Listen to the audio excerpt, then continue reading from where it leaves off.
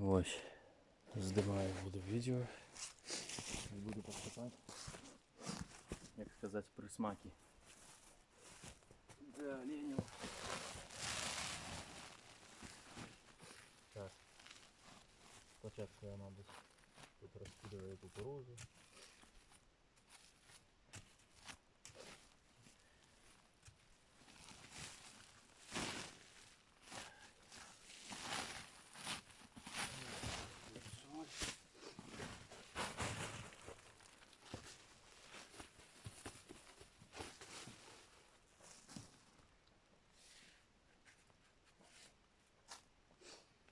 Ось так.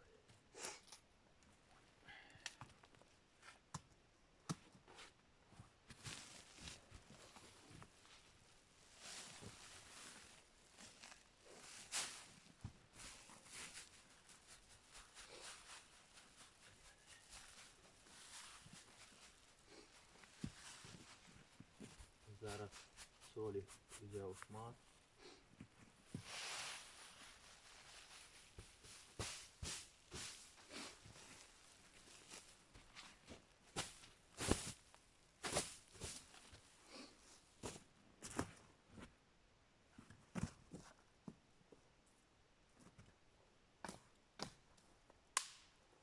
То хопіть усім.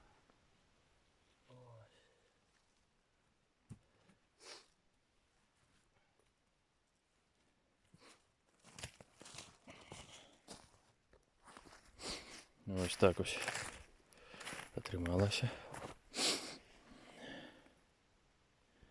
Ну ніяк так. Ось такі могутні хвої стоять. Тут така ялина. Дуже. Бачно, що олені проходять трошечки. Будемо бачити, просто який час приходять сюди, не приходять.